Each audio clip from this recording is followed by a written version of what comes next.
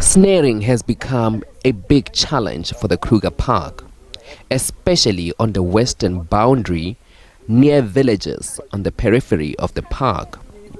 Poachers use wires and cables to trap game, and hundreds have been lost in the process. The main targets seem to be antelopes and buffaloes. Snaring is definitely one of our major problems currently in the Kruger National Park. From January to October 2023, we have removed 7,477, and those are the ones that we were able to detect. In that same period, we lost 414 animals, 135 buffalo, 115 impala, and 4 wild dogs in the process. Once the animals are caught in a trap, they suffer.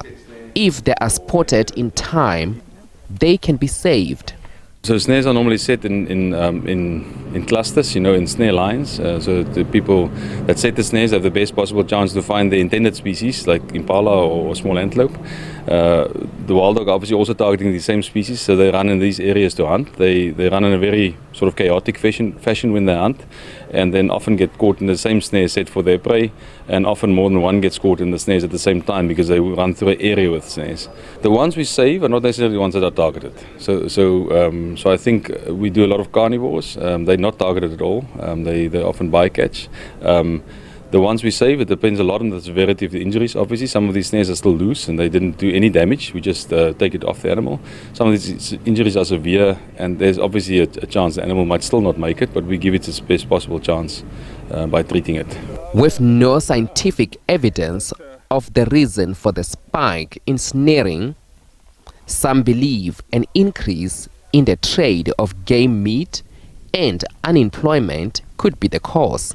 These species are also impacted by snaring, particularly when people are snaring or targeting a particular species, to supplement whatever meat requirements they have got. And yes, at a local scale, particularly on the edges of the park, there are definitely impacts that will happen. Individuals will get caught. We do not detect all of them. We detect probably very few of them. But it's very localized, so it will have a big influence on those animals that are close to the fence. Why would people, or why are snaring taking place? And those things often relate to people having hard times, some of the social history that is coming around, and criminality.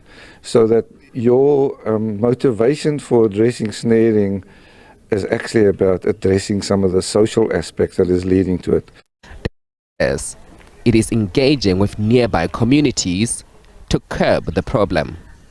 Dumela Machogo, SABC News, Kruger National Park.